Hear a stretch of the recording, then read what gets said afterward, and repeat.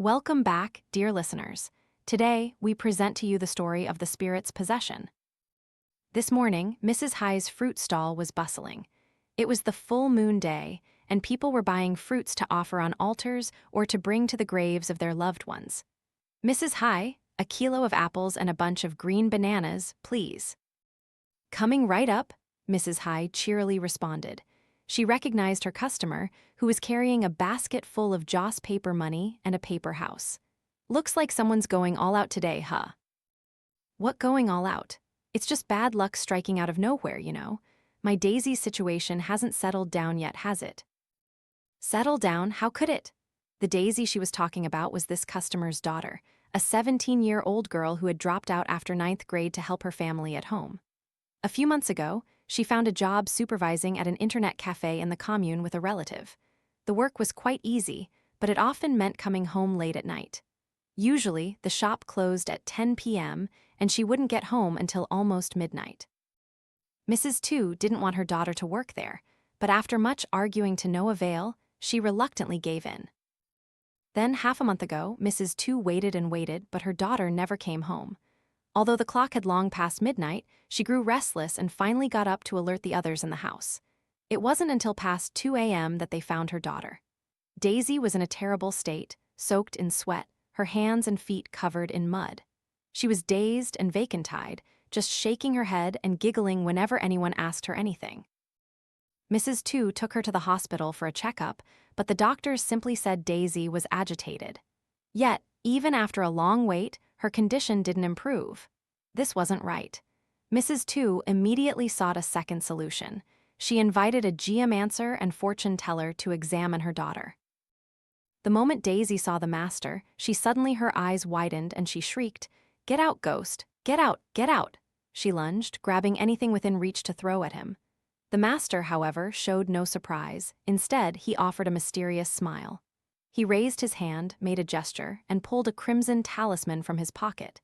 As he chanted a few incantations, Daisy's entire body went limp. Seizing the opportunity, the master quickly moved forward and pressed the talisman directly onto her forehead. The strangeness continued when, without any heat source, the talisman began to sizzle and crackle as if it were about to catch fire. At this point, the master turned to Mrs. Tu and said, "Your daughter has been possessed. This is a demonic spirit. Take her home quickly, in front of the ancestral altar, so I can perform the ritual. There's too much negative energy in the hospital. I can't do anything there." Hearing this, Mrs. Tu, terrified, immediately complied. When they brought Daisy home, she unexpectedly thrashed and struggled, her eyes wide. She tried every way she could to avoid entering the house. However, being restrained by 3 or 4 men, Daisy couldn't resist. Once inside, Daisy was seated on a chair and secured with a large rope. The master then approached more cautiously, placing his hand on top of Daisy's head. Her eyes, now wide open, no longer showed any whites, only a solid black. A guttural voice boomed, "Damn you all, let me go, let me go. This girl is mine, she's mine." Mrs. Tu was terrified. She knelt, clasped her hands, and pleaded respectfully, "Please, please, spare my daughter. What wrong has she done?" "No, I won't, she's mine. I must take her as my wife, she's mine." It was then that the master spoke. His hand gripped Daisy's head tighter. Sizzling sounds erupted again, followed by smoke rising. The acrid smell made everyone grimace. Daisy, once more, threw her head back and screamed, let me go now, you damn shaman, who told you to meddle in my affairs? Now, will you get out of this girl's body or not?" "No, she's mine, she's my wife. Even if I die, I won't." Knowing that forceful magic wouldn't work, the master removed his hand and smiled. "I told you there's no other way. She is mine. Everyone, prepare for a wedding ceremony. Don't worry, after I take her, I will give you a lucky number to change your lives. You won't suffer any loss, I promise." "No, no, I beg you. What kind of spirit are you? Please have mercy and spare my daughter," Mrs. Tu pleaded. "I'm not a spirit, I'm a demon. Your daughter is mine now."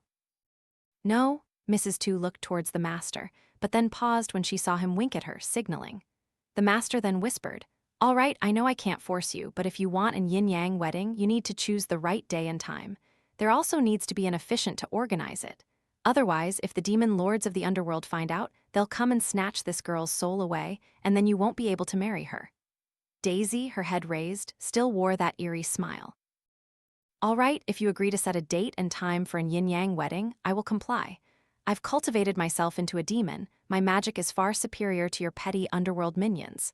Later, if you need anything, I will help you. So, we have an agreement. Now, let me consult the calendar. Mrs. Tu, tell me her full name and date of birth. For me to send a petition to the underworld, I need that information from her side, too. The demon possessing Daisy closed its eyes, looking at the master, and after a moment it nodded. All right, my name is Tran Min Tu. I was born on September 10th in the year of Dinsu. Dinsu, what year is that? Can you be more specific? I've been dead for so long, I don't remember. Well, that won't do. For now, while I calculate the auspicious date and time, you must leave her body. If you remain possessing her, it could weaken Daisy before the ritual. So, for now, let me go. All right, but if I find out you're playing tricks, you'll regret it. As soon as it finished speaking, Daisy's entire body convulsed. She uttered a strange, garbled torrent of words, then collapsed, unconscious. The master immediately approached and whispered into Mrs. Tu's ear, "Don't worry about it, I'll handle everything. For now, just let Daisy rest and recuperate. Give her anything she can eat to regain her strength. I have something to do now." Mrs. Tu clutched the master's hand, her eyes pleading desperately. "Master, please, everything rests on you. Please save my daughter." "All right, leave it to me." Later that same afternoon, the master returned. Daisy was calm now and no longer crying. That night, strangely, as she was going home, she encountered a young man in his 20s who asked for a ride. The road was deserted, and Daisy dared not accept. However, after she had driven for a short distance, the man reappeared by the roadside, waving his arm. Realizing she had encountered something she shouldn't have, Daisy sped up. But when she looked in her rearview mirror, she almost screamed. The man was sitting comfortably in her back seat. This was the last thing Daisy remembered until now. As for the master, he had consulted the date and time, setting the yin-yang wedding for midnight tonight. Time flew quickly, and soon it was time. The sky, which had been clear just minutes before, now brewed a thunderstorm with dark clouds and lightning. Daisy rushed to set up the altar, which was arranged in the center of the house. Daisy's hands and feet were tied to prevent the demon from possessing her again. The master also placed a paper effigy next to the chair. Exactly at midnight, when the incense was lit, Daisy tilted her head back and croaked, "Is it time? Let's begin the ceremony so I can take my bride home." "Not so fast," the master replied.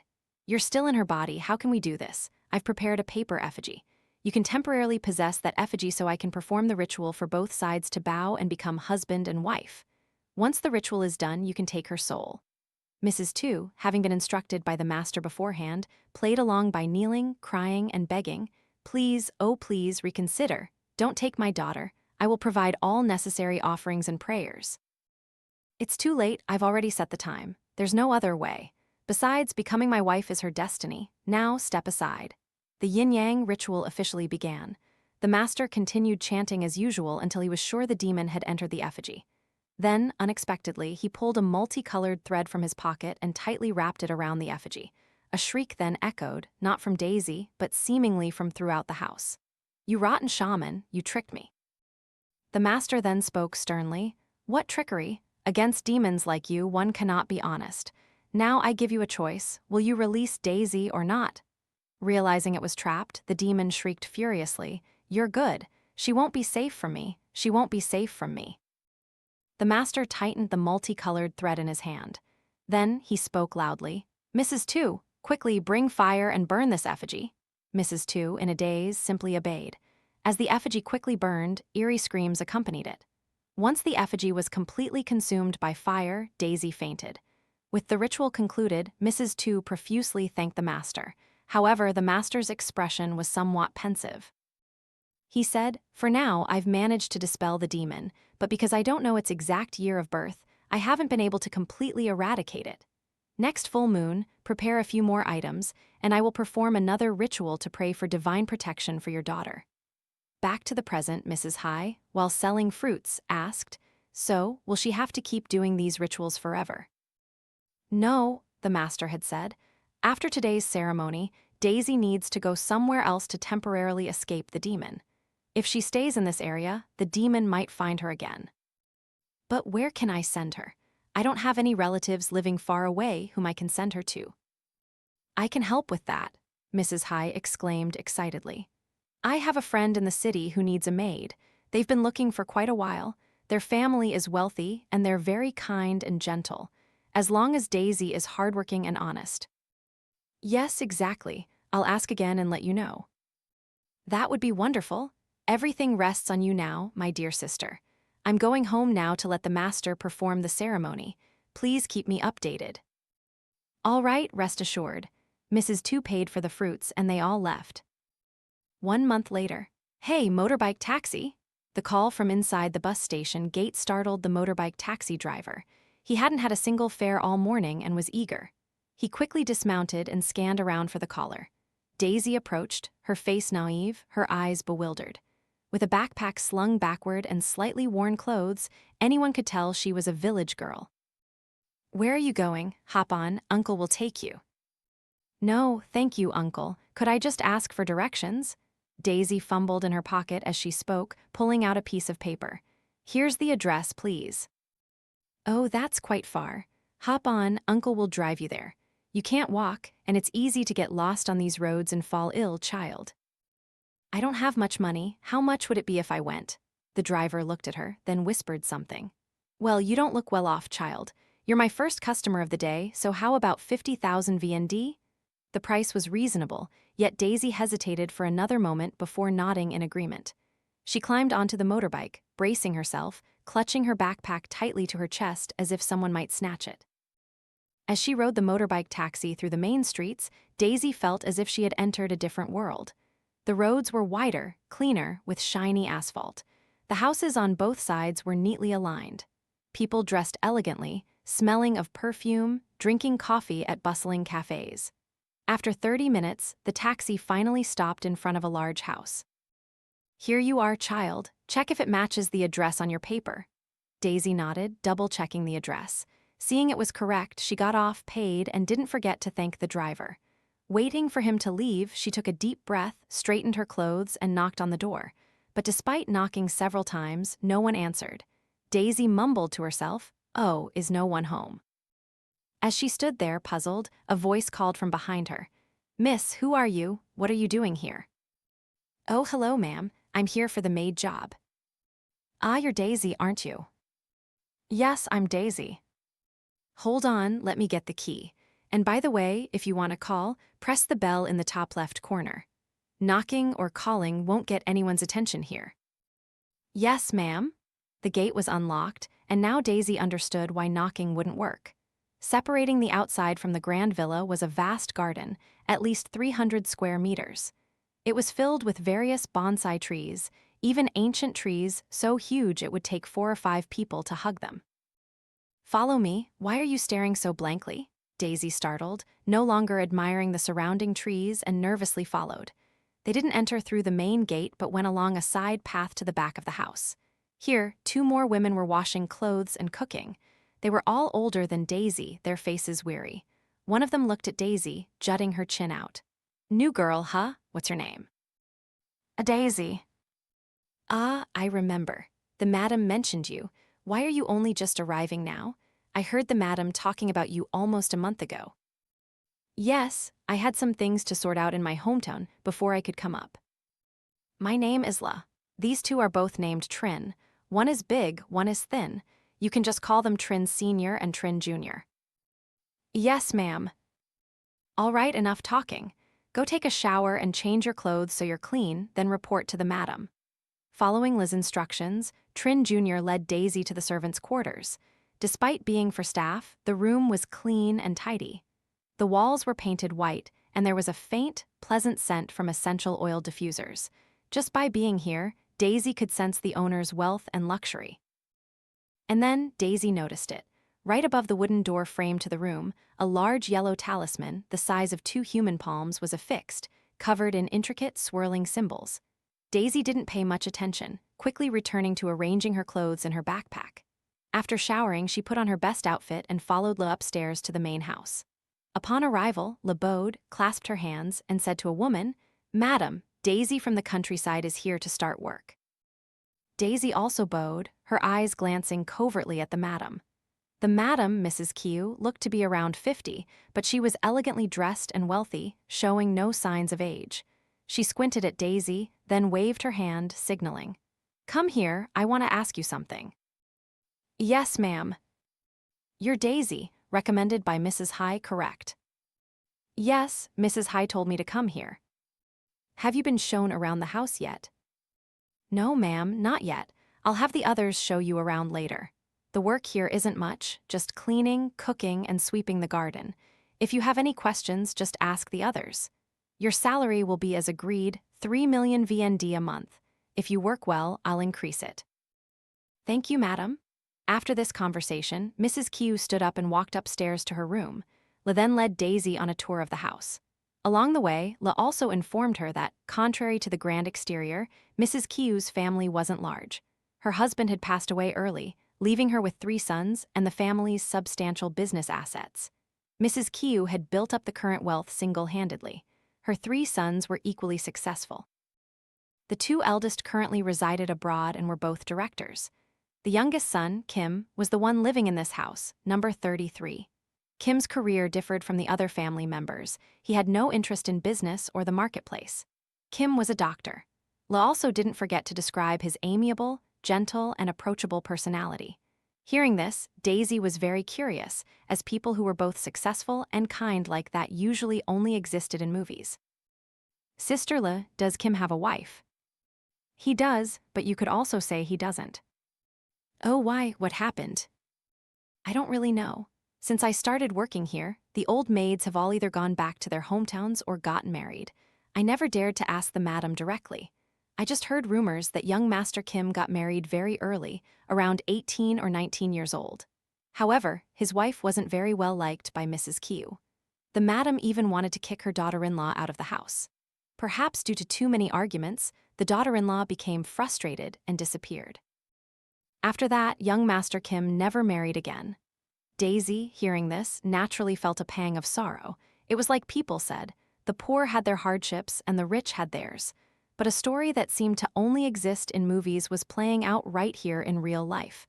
As Daisy was deep in thought, La nudged her. "Hey, where are you drifting off to?" "Oh, nowhere, ma'am."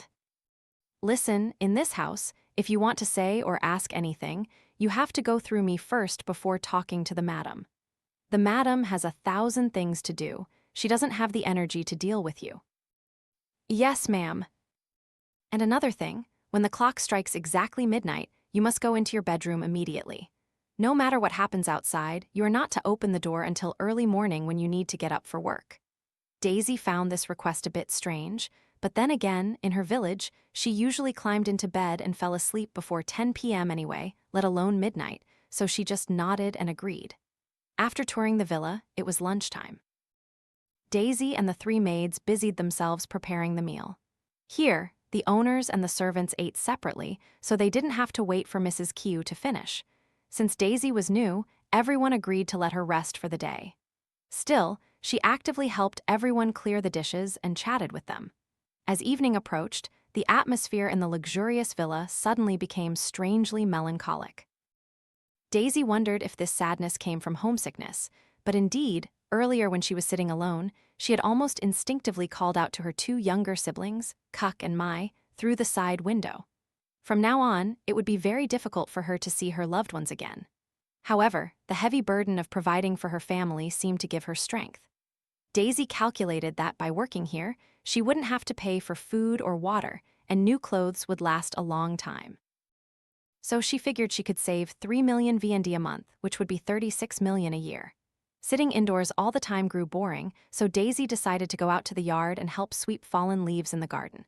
As Daisy held the broom, she shook her head, smiling faintly. "These trees are really vibrant, but I wonder for how long?" Just then, the villa gate opened, and a black car slowly drove in. La nudged Daisy and whispered, "Young Master Kim is home." Daisy guessed this was Mrs. Kieu's son. She was curious to see what this person, whom La had praised so highly, looked like. And then, from the driver's side of the car, a man of about 27 or 28 stepped out. The first thing Daisy noticed was his handsome, chiseled, masculine face. His white shirt and black trousers emphasized Kim's godlike appearance. He walked into the house, not forgetting to turn to Le and Daisy, nodding, smiling, and greeting them. Le's descriptions were certainly not exaggerated. Kim was not only handsome, but also friendly. Le, noticing Daisy's admiring gaze at the young master, gently nudged her. "Hey, what are you thinking about?" "Oh, nothing, ma'am." "It's good that you're not thinking anything, but if such thoughts ever cross your mind, I advise you to dismiss them. Knowing your place in a wealthy family like this is a way to live well." Of course, Daisy wasn't thinking as far as Le imagined. She simply felt a bit of admiration for the man. 8:00 p.m., after all the chores were done, Daisy and the other three took turns showering and then went to their room to rest. Daisy was the earliest to fall asleep. The moment her head hit the pillow, she began to snore softly. Trin Sr. took out her phone, probably texting her boyfriend. In the room, only Trin Jr. and Daisy were still awake. After tossing and turning for a while, Daisy turned to Trin Jr. and started a conversation. "Sister Trin Jr., where are you from?" "Me, I'm from this city. My family went bankrupt when I was little, and I ended up wandering the streets. After that, I lived in an orphanage for a few years. 3 years ago, Mrs. Kieu visited the orphanage, saw me and my younger siblings, and offered to take me in as a maid." "Ah, so that's how it is. You have a boyfriend, but I haven't even sorted out my own life yet. Still, our madam is very open-minded. She doesn't forbid dating. In fact, look at Trin Sr. The madam promised her that whenever she wants to get married, she'll give her money as a dowry. As long as you know how to live, work hard, and be diligent, you'll be fine." "I understand. I have many things to worry about back home. I might not even dare to get married." "It's good that you understand. And also, did Le tell you about not being allowed to leave the room after midnight?" "Yes, she did. But Sister Trin, why aren't we allowed to leave the room at that hour?" Trin Jr. was about to say something, but almost immediately, Trin Sr., lying next to her, cleared her throat. So Trin Jr. shook her head and changed her tone. "Oh, it's nothing, just a rule. Is there anything fun in your hometown? Tell me about it." Daisy, of course, had no idea of the hidden meaning behind Trin Sr.'s words. After Trin Jr. told a few more stories, they both closed their eyes and fell asleep. The next morning, Le woke up early and prodded the other three awake. Daisy opened her eyes and looked at the clock on the wall. It was 4:00 a.m. Still sleepy, she had to force herself to sit up. Le began to assign tasks.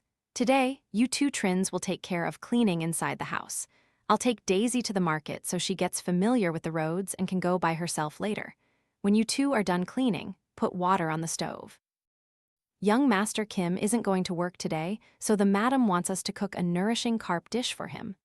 After assigning tasks, Le turned to Daisy. "Hurry and clean up, then grab your shopping basket. Today is a festival day, so the market will be very crowded. Remember to stay close to me so you don't get lost." "Yes, ma'am." Following Le's instructions, Daisy took her basket to the front gate to wait for Le, who was still tidying up in the living room and hadn't come out yet. While waiting, Daisy saw a figure rush out of the house. Of course, from the way they walked, it wasn't Le. As the person came closer, she realized it was Kim.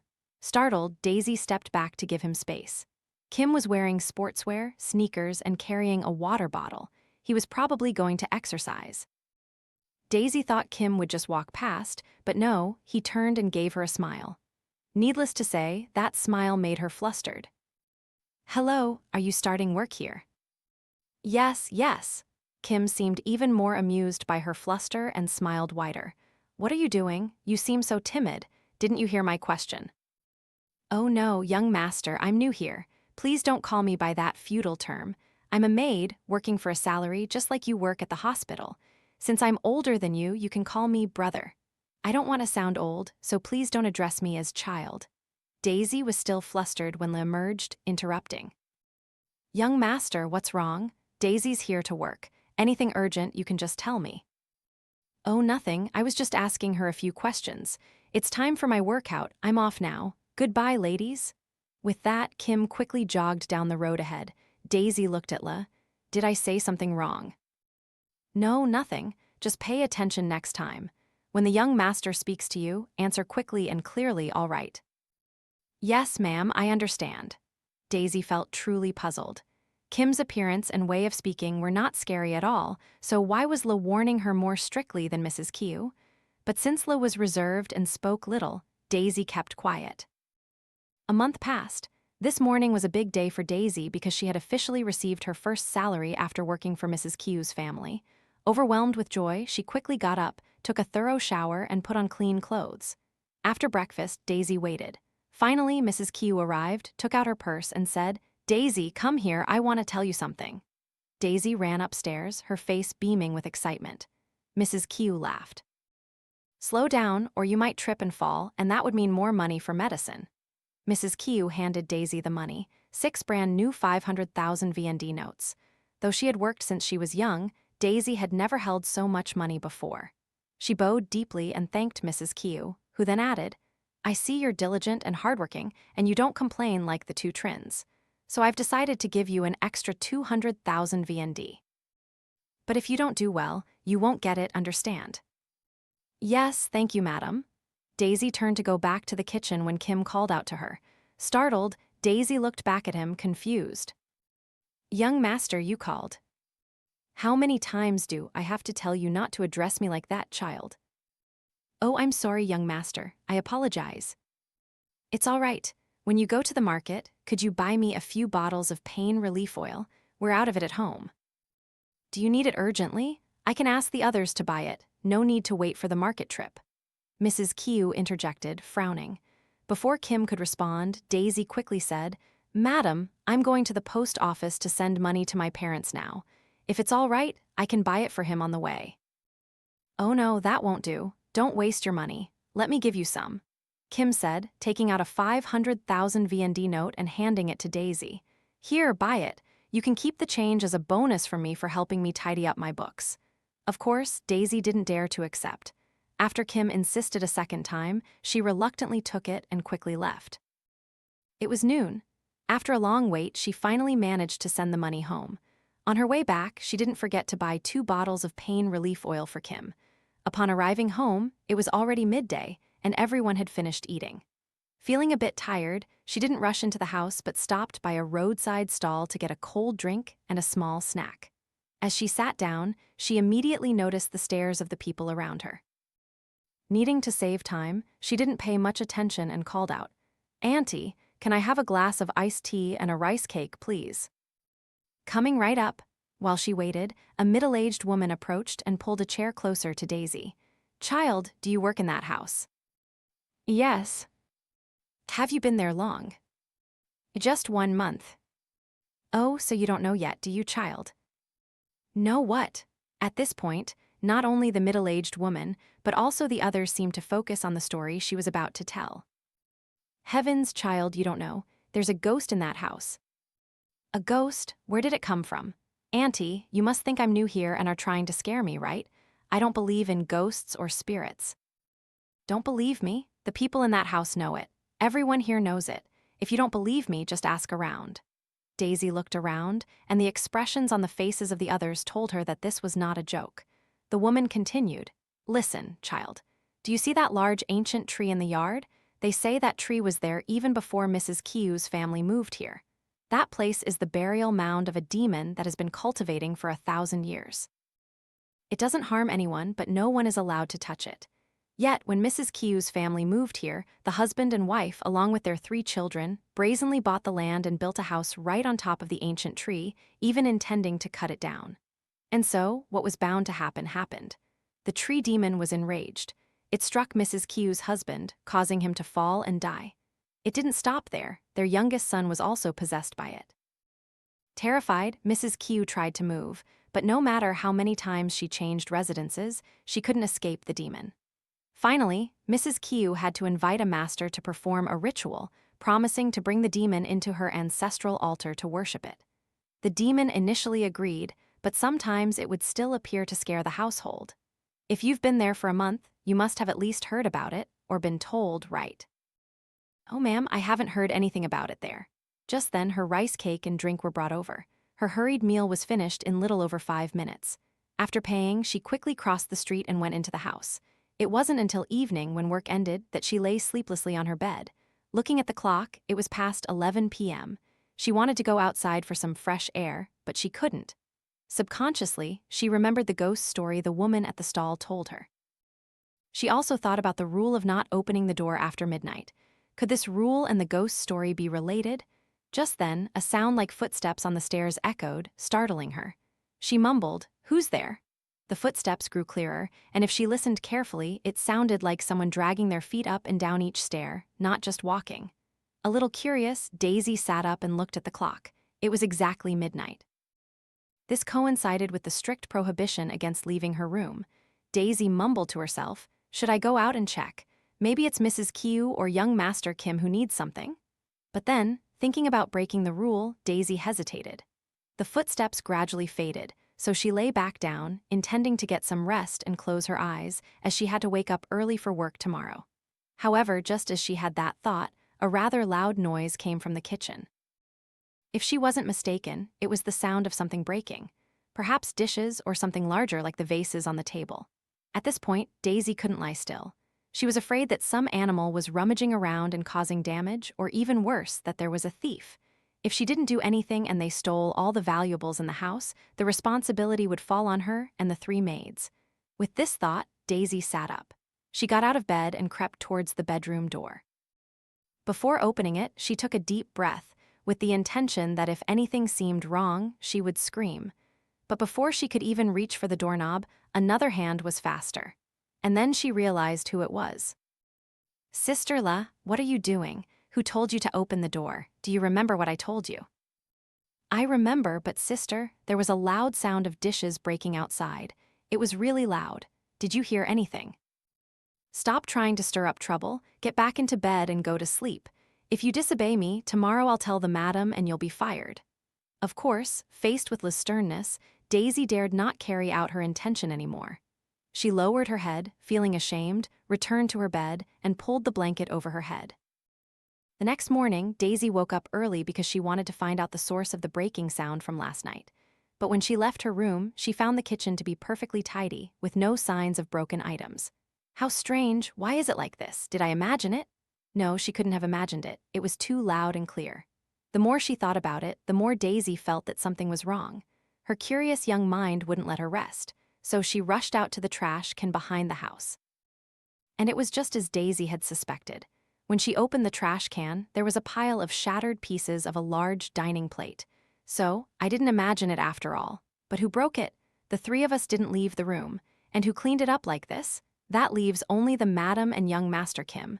What were they doing at that time, and why did so many things break? A multitude of questions swirled in Daisy's mind. In the end, she had to keep her unanswered questions to herself and continue with her work. As the day progressed, it turned into another evening. Tonight, it poured rain. The raindrops weren't heavy, but they enveloped the house in a cold, eerie atmosphere. Daisy had just finished showering. She held a towel and tiptoed back to her room. When she arrived, she saw Trin Sr. meticulously rummaging through her wardrobe, her face full of worry. Daisy asked, "Sister Trin, where are you going?" "My boyfriend's family has some urgent business, so I have to leave quickly." "Heavens, that sounds important, but have you told the madam? I mean, if you want to leave, you have to ask for permission." "There's no time. The madam is out meeting relatives and hasn't returned yet. If I wait, it'll be too late. Just let her go. I'll ask the madam later." Trin Sr., having packed, hurried out of the room. Before she left, she didn't forget to warn Trin Jr., "Whatever you do, don't come back after 12 a.m., okay?" Trin Sr. just nodded once and left. In the room now, only 3 people remained. Daisy felt a little annoyed having to listen to Liz lecture about the rules again. Fortunately, the rain outside grew heavier, drowning out Liz's voice. Daisy lay back down and drifted into sleep. The next morning, as usual, Daisy and everyone else woke up at 4 a.m. The rain outside still showed no signs of stopping. It was persistent, and the damp air made Daisy uncomfortable. Stepping outside, Daisy intended to check if the yard was flooded. But as soon as the gate was opened, a sight met Daisy's eyes that she couldn't have even imagined in her worst nightmares. It was a human body lying sprawled and contorted in a puddle of crimson water. Daisy recognized the person immediately. It was none other than Trin Sr. Daisy let out a blood-curdling scream, and her shriek startled La and Trin Jr. in the back, who rushed out to see. Needless to say, witnessing their colleague lying there, no one could remain calm. Trin Jr., perhaps the more faint-hearted, instantly fainted. At that moment, the wailing also reached Kim upstairs. He rushed down, his face still groggy from sleep. "What's going on? Why are you screaming so early in the morning?" But at Daisy's words, Kim looked, and his face turned pale with shock. He stammered, "What? What is this?" Kim rushed over, reaching out to check the poor girl, but it seemed to be too late. Her body was stiff, unresponsive, and showed no signs of life. Kim immediately took out his phone to call the police and an ambulance. After a day of investigation and crime scene examination, the authorities concluded that Trin Sr. had fallen from the rooftop. This was the cause of her multiple severe injuries and death. Moreover, they found no evidence of foul play, so the possibility of someone else harming Trin was ruled out. Hearing the tragic news, Mrs. Kieu immediately cut short an important meeting on her business trip and rushed back. Hearing the situation, she generously paid for all funeral expenses for the unfortunate maid and even gave a sum of money to her family. But no matter how smoothly things went, Daisy still had a nagging question. Trin Sr. had clearly left last night, so if she returned, she should have gone into her room, not up to the rooftop, only to meet her end. This question bothered her until that evening. After finishing work, Daisy turned to Trin Jr. "Trin, I think Trin Sr.'s death is strange." "Strange how?" Trin Jr. asked, frowning. After Daisy explained her reasoning, Trin Jr. nodded. "Oh, you're right, I didn't think of that. Trin Sr. was always known for being careful. And why would she go up to the rooftop in the middle of a rainy night?" Just then, La walked in and said, "Don't gossip so much. If the madam hears about it, she'll fire you and then you'll be crying and complaining. I think Trin probably committed suicide." "Suicide?" Daisy and Trin Jr. exclaimed in unison. "Don't you remember? Last night she said her boyfriend's family had some issues. I bet they broke up, and that guy didn't want to get back together, so she got frustrated and came back here to commit suicide." Hearing this, it certainly seemed like a plausible possibility.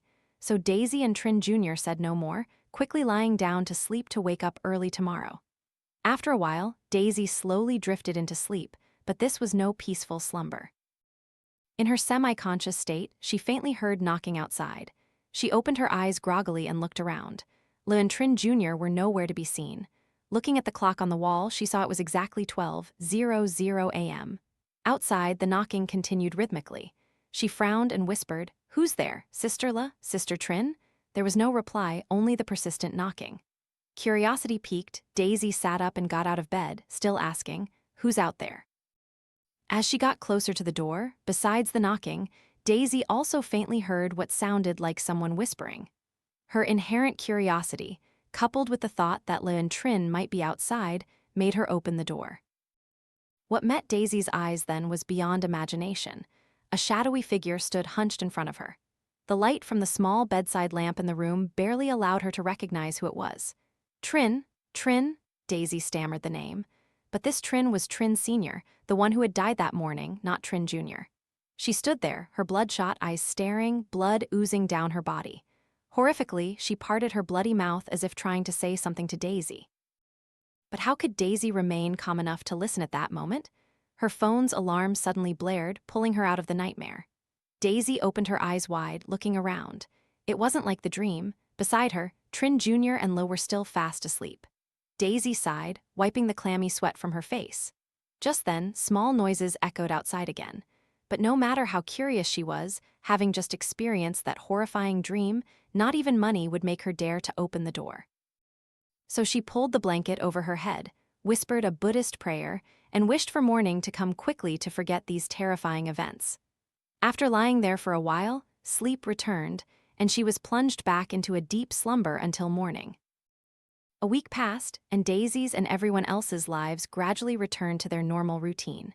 Trin Sr.'s absence was difficult, but overall, the household chores were managed smoothly. This morning, as usual, everyone woke up to get ready for work. After finishing, Daisy grabbed a broom and went out to sweep the yard. Upon arriving, after checking the garage, she suddenly noticed that Mrs. Kieu's car was not in its usual parking spot. The madam didn't come home last night. La often told them that Mrs. Kieu sometimes went on business trips for 3 or 4 days, so Daisy didn't question it further and focused on her cleaning. Past 6 a.m., Kim came downstairs, dressed for work, and called up the stairs, "Mother, mother." La quickly replied, "Young master, the madam hasn't returned since yesterday." "Mother hasn't returned? How can that be?" She clearly called yesterday and said she was on her way home. If she was staying overnight, she should have told me. Kim's calls seemed to go unanswered. He called 4 or 5 times, but all he got were beeps and the automated voice of the operator. Worry began to creep in. Kim started calling his mother's friends and business partners, but no one knew Mrs. Kieu's whereabouts. Even the guests she had dined with last night said that after dinner, she had bid everyone farewell and left. It wasn't until an hour later that Kim finally received news about his mother, but what he was told was incredibly shocking. The caller was from the city's rescue team. Following a tip from a citizen, they had found a white car under a rural cliff. A middle-aged woman was severely injured inside. From the car's license plate and personal documents, they had traced Kim's information and phone number. At this, he almost froze, as if all strength had left his body, and he collapsed to the ground. Daisy and Trin Jr. were no different. They were dumbfounded. How could they have imagined that their madam would suddenly meet with such an accident? A moment later, having regained some composure, Kim quickly asked for the hospital where she was being treated, then rushed off. After more than 5 hours of intensive resuscitation, Mrs. Kieu succumbed to her injuries due to massive blood loss. Kim then collapsed to the ground in despair. Mrs. Kieu's funeral was held, attended by hundreds of prominent businessmen and officials in the city. The cause of Mrs. Kieu's death was determined to be drunk driving, losing control, and crashing down the cliff. As for Daisy, witnessing the loss of her madam, she was very sad. Although she rarely interacted with Mrs. Kieu, the madam had never been cruel or oppressive towards her servants. At her passing, Trin Jr. cried until her eyes were swollen and couldn't hide the sorrow on her face. It was the 3rd day, the day Mrs. Kieu's coffin was to be laid to rest. The mourners began to thin out. Kim sat in the living room next to his mother's coffin, occasionally letting out a sob. Just then a taxi stopped outside and 2 men stepped out. They surveyed the house briefly, then walked in. At first, Daisy thought they were just mourners, so she prepared to light incense. But as she was about to light the incense stick, La rushed over from behind. "First young master, second young master, you've both returned." At this, Daisy realized these 2 men were Mrs. Kieu's eldest sons. Hearing La's words, Kim also emerged from the house, his eyes red and vacant. He embraced one of them. Big brother, big brother." One would have thought this would be a touching reunion of 3 brothers, but no. The man immediately swung his fist, delivering a powerful blow to Kim's face. Then he loudly cursed, "You worthless bastard. I left you here to take care of Mother, and you let this happen to her. Do you hate her? Do you hate Mother?" With that, the aggressive man continued to punch and kick Kim relentlessly. Fortunately, a few mourners rushed in from outside to intervene. Kim lay on the ground, grimacing in pain, continuously mumbling, It's not like that." La nudged Daisy's shoulder. "Young master, go up to your room, I'll handle things down here." Daisy nodded profusely. Indeed, at that moment, she just acted instinctively. She knelt and said to Kim, "Young master, let me help you to your room." Kim, wincing, slowly got up, looking at his 2 brothers as if he wanted to say something more. But he remained silent, gripping Daisy's shoulder as he went upstairs to his room. This was Daisy's first time entering Kim's room. He never let anyone in and did all the cleaning himself.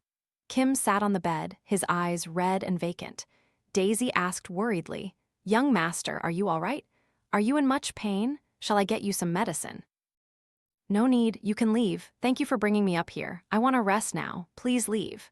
With that, Kim began to cough and clutch his chest as if in great pain. Daisy, of course, didn't dare to insist, but she said, "But young master, I think—" Kim suddenly glared at Daisy, his face terrifying, his eyes completely black with no whites visible. Frightened, Daisy recoiled several steps.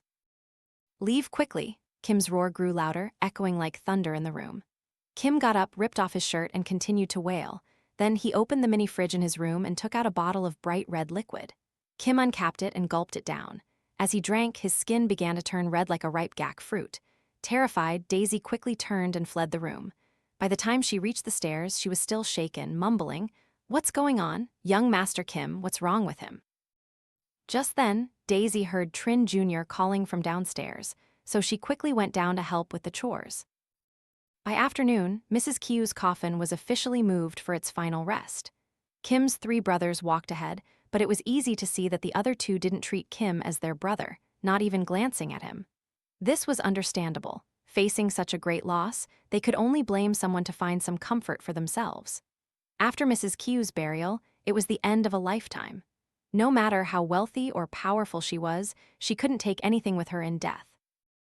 One would have thought the storms in this villa, number 33, had passed, but no. After returning from the cemetery, Mrs. Kieu's eldest son, Kwok, called a family meeting. Of course, this meeting only included Kwok, Enhan, the second son, and Kim. After the other two sat down, Kwok opened his briefcase and threw a file at Kim. "Look at this, you. These are the will documents our father left behind. According to this, he entrusted all his business and assets to me to manage. You and Enhan will each receive a few gold taels as starting capital." At this, Kim's eyes widened. "Brother Kwok, what are you saying? When did this will exist?" "Whether it existed or not is none of your business. It has father's and mother's signatures all over it. You don't have to agree, but I'll take it to court. Then we'll see who wins." "This can't be. This is a fake. This is clearly a forgery." "Fake? If it's fake, prove it. Otherwise, call mother's spirit up and ask her." Kwok's words were intentionally provocative. Kim truly couldn't maintain his composure. He gritted his teeth and furiously tore the papers in Kwok's hand. Kwok showed no reaction. He put his arm around Enhan's shoulder and patted him. "Enhan, look at this. What kind of game is he playing? I thought he'd still be like the old days, giving up if he couldn't get his way. How naive." "These are just copies. I have hundreds more. If you want, you can tear them all at once." Enhan then spoke, patting his younger brother Kim's shoulder. "Calm down, little brother. I think you should listen to our eldest brother. Besides, you're not in business anyway. Take the gold as capital to stabilize your life. Big brother plans to sell this house. Our brothers need capital for our businesses, too. That's why we're trying to talk to you gently, so don't make a big fuss and embarrass us." At this, Kim realized. So this plan had been concocted by his two brothers a long time ago. They had time to prepare, forge signatures somehow. Kim knew for sure that Mrs. Kieu's last wishes were not like this. She wanted to maintain the business here. She even planned to establish a charity foundation after her death, using the business profits to help the needy and orphans. Kim then stood up, pushed the table away, and declared, "I don't care, but don't think you can fool me. Just wait. I'll find out who's behind your fraudulent scheme." With that, Kim turned and left for his room. Besides the three brothers, Le, Daisy, and Trin Jr. were also in the house, secretly waiting in the kitchen. After everyone had left, Daisy turned to Le. "Sister Le, so this house is going to be sold? Where will we go? What will we do?" "How should I know? You'll have to figure it out yourself, won't you?" "But I'm worried about young Master Kim. What will he do?" "Why do you say that? Young Master Kim still has his own career, and he's getting some money, so he's not empty-handed." "No, that's not what I mean." "Then what is it?" "Oh, it's nothing. Why do you ask so many questions? Get to work, seize the day." Le then began to lecture about the rules again. Daisy quickly ran off. Her immediate task was to do the laundry for everyone in the house. Normally, it was only Kim's and Mrs. Kieu's clothes, but now there were also clothes from the two elder sons. As was her habit, before putting them in the washing machine, she carefully checked each piece for forgotten items or papers. Then she picked up a white shirt that belonged in the basket and paused. It seemed to be Kim's shirt. Yes, it was the exact shirt Kim had ripped off when she had helped him upstairs. The red liquid stains on the collar confirmed it. Holding it, Daisy didn't know what compelled her, but she brought it to her nose to smell it. Immediately, a sickening metallic stench filled her nostrils. "What is this? Is it the smell of blood?" Yes, because red liquid with a foul, metallic smell could only be blood. She remembered his act of gulping down the red liquid in his room, and she felt a chill. It took a while for her to regain her composure, then she put all the clothes into the washing machine. That evening, in the Grand Villa, a strange, eerie silence suddenly fell. Mrs. Kieu's altar sat ominously in the center of the room. Though properly arranged with offerings, it still felt cold and somber. Kwok and Enhan, perhaps celebrating their successful acquisition of the inheritance, had gone out drinking and hadn't returned. Le and Trin Jr. were still downstairs. Daisy tidied the tables and chairs, lit another stick of incense for the madam, then slowly made her way back to her room. Everyone was exhausted from the day's many tasks. Daisy had just pushed open the door and heard soft snoring. Not wanting to disturb their sleep, she tried to lie down as quietly as possible, then slowly drifted off, exhausted from the day. But her sleep was not as she wished. In her semi-conscious state, flickering images of figures moving back and forth before her.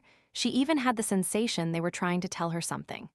This state continued until midnight, when Daisy suddenly woke up. The clock now showed past 12 a.m. Daisy was about to go back to sleep when she noticed Lo was no longer in her bed. She frowned, looking around the room, but couldn't find her. Strange, where could she be at this hour? So many things had already happened that Daisy no longer felt fear. Instead, curiosity and worry for her colleague pushed her. Finally, she decided to open the door and go out to look for La. As soon as the door opened, the area wasn't too dark, as the small lamp illuminating Mrs. Kieu's altar cast enough light for her to see everything around. She scanned the kitchen, but La wasn't there. Quickly, however, Daisy faintly heard voices coming from the living room, so she didn't call out but tiptoed towards it. What met Daisy's eyes then were two figures. One was La, and the other was none other than Kim. However, the circumstances of the two at that moment were rather strange. Kim was kneeling on the floor beneath his mother's altar, clawing at his chest as if in pain. La stood nearby, holding a bottle of red liquid, similar to the one Daisy saw Kim drink in his room. La's face looked worried. She whispered, "Young master, please drink it, or how will you bear it?" "I won't drink it," Kim abruptly exclaimed. La clasped her hands and knelt. "I beg you, young master, if you don't drink, how can I explain this to the madam?" "I said I won't drink." Kim's eyes widened, his face becoming fierce. His eyes were exactly like what Daisy had seen earlier, pitch black, completely devoid of whites. Horrified, Daisy couldn't remain silent. "Ghost!" The sound she made quickly drew the attention of both La and Kim. La, surprised, shouted, "What are you doing out here? Who told you to come out?" Kim clenched his fist and stood up, trying to walk towards the stairs. As he left, Daisy stammered, "Sister La, what? What is this all about, Sister La?" La sighed, placing the red liquid bottle on the table. "This kind of thing? I didn't want to tell you, but come back to the room and I'll explain." After they both returned to the room, La locked the door. Trin Jr., lying nearby, was fast asleep, oblivious. La took a deep breath and said, "What have you heard?" "I don't know, I don't understand, but please don't hide it from me." "I'll tell you, but if I say there's a demon in this house, will you believe it?" "A demon?" Suddenly, Daisy remembered the story from the roadside stall earlier. Could this be similar to what La was asking her? Daisy asked again, also recounting what she had heard. Yes, that person wasn't wrong. There truly is a demon in this house. Not only that, but it's an incredibly strange demon. Why are such things happening? Please tell me, don't scare me. I've never seen any ghosts or demons since I've been here. Didn't you see it possessing young Master Kim? As La spoke, Daisy felt as if she was falling from the sky. She shook her head blankly, indicating she didn't understand. After a moment to compose herself, La began to explain. After Mrs. Kieu's husband died, strange things started to happen, most notably to young Master Kim, who was 5 years old at the time. The demon possessed him, tormenting him until he became emaciated, weighing less than 12 kilograms. Mrs. Kieu, worried, tried every means to exorcise the demon, but this demon was so powerful that no one could defeat it. Finally, Mrs. Kieu had to seek a master from China. After examining the situation, he said that the demon agreed to a truce, but besides being worshipped on the ancestral altar, it had to remain in young Master Kim's body until its cultivation was complete. If Mrs. Kieu didn't agree, Kim's life would be in danger. At that time, out of love for her son and fear of offending her husband's spirit, she agreed. The demon would allow young Master Kim to live a normal life during the day, but at exactly midnight, he had to offer fresh human blood for the demon to drink. Of course, once you ride a tiger, it's hard to get off. From then on, Mrs. Kieu and young Master Kim maintained this horrifying daily ritual. This is why Kim chose to become a doctor, because only as a doctor could he obtain blood from the hospital without harming innocent people. Furthermore, Kim's wife didn't leave because of pressure from her mother-in-law's desire for a matching social status marriage. It was because she accidentally discovered her husband's habit and the demon that rose within him every night to torment her. In too much pain, she gritted her teeth and left. After losing his wife, whom he loved deeply, Kim fell into depression and even wanted to end his own life. But the demon, of course, wouldn't let him do that. Now, the two are one. If he dies, it dies. It can only leave him, but if it leaves, who will it find to coexist with? So, one person and one demon continued their daily lives. This is also why Kim implemented the rule of not letting servants out of their rooms after midnight, as many times they witnessed young Master Kim drinking blood and spread rumors outside. La looked at Daisy. Do you know why young Master Kim doesn't want to drink blood? I don't know. Because Mrs. Kieu is dead, this house will soon be seized. But more importantly, young Master Kim feels guilty. Do you remember the night Trin Sr. fell from the rooftop? She didn't actually commit suicide. She came back late, around 1 a.m. I heard her and quickly tried to stop her, but it was too late. I saw young Master Kim sitting in the kitchen, drinking blood, his face demonic. At that moment, Trin Sr. was so scared she ran upstairs. I tried to follow and tell her, but in her panic, she slipped and fell, breaking her neck and dying. I was terrified, and so was young Master Kim. But weighing the pros and cons, after realizing Trin was dead, we decided to leave her there as if we hadn't seen anything until morning. Daisy's mouth fell open. She truly couldn't believe she was hearing such things. Just then, a loud thud came from outside, startling both of them. Before they knew what it was, more angry curses erupted. Hey Kim, where are you? Get out here now, don't think hiding in your room will protect you. Come down here, I want to talk to you. Daisy and La recognized Kwok's voice. He was clearly drunk. But how could Kim talk to them now? He was in his demonic form and hadn't had blood yet. So Lu and Daisy quickly stood up and opened the door. When they arrived, they saw Kwok and Enhan standing in front of Mrs. Kieu's altar. Both seemed quite drunk. First young master, second young master, please go back to your rooms to rest. Young Master Kim is asleep. Can we talk tomorrow? Who are you to speak up in this house? You're just a maid. Kwok didn't care. Kim, if you don't come down, I'll come up. As he finished speaking, a loud growl echoed from the stairs. Immediately, Kim appeared, but of course in his horrifying demonic state. Kwok and Enhan were both terrified, stammering and pointing at their brother. You! What's wrong with you, Kim? Kim's black, vacant eyes stared at both of them as if he wanted to pounce and devour them alive. At this critical moment, La quickly realized that if she didn't intervene, something terrible would happen, so she quickly signaled for Daisy to hold Kim's arms. Young master, you haven't had blood, so your power is weak. With both girls' strength, they could easily restrain him. Kwok and Enhan, still oblivious to the truth, yelled, You're crazy, you're insane, aren't you? As he said this, Kwok felt thirsty. Just then, he saw the red liquid bottle on the table. He picked it up and took a big gulp. Of course, in less than 3 seconds, Kwok spat out a mouthful of fresh blood from the bottle, his face contorted. What is this? What kind of liquid is this? But Kwok didn't know that the very blood he had just spat out had reawakened the demon within Kim. His strength restored, Kim easily shook La and Daisy off, sending them tumbling to the ground. As fast as lightning, Kim lunged, pinning Kwok down, then bit Enhan's neck. Blood spurted from his brother's jugular, and Enhan screamed in horror. La grabbed Daisy's hand and shouted, Let's go, we can't save them now. So both girls quickly ran back to their room. At this point, Trin Jr., hearing the commotion, also woke up. What's wrong, sister? La didn't speak but quickly locked the door and mumbled prayers. Daisy, terrified, also mumbled along. Outside, frantic screams echoed, even the sound of someone violently banging on their door. The 3 girls were scared stiff, but perhaps due to the talisman on the door, they remained safe. Morning came. After making sure there was no danger, La cautiously opened the door, and with Daisy and Trin Jr., they stepped out. What met their eyes then was a bloody, horrific scene. The bodies of Kwok and Enhan lay on the ground. There were large wounds on their necks. Kim was sitting in a corner, his face buried in his hands. His face had returned to normal. When La called his name, Kim looked up, his red eyes proving he had cried a lot. Then Kim stood up, took a deep breath. He lit incense on his mother's altar one last time, then called the police to confess. Very quickly, the wailing sirens of police cars echoed outside. The burden in Kim's eyes had lightened from his tears and actions.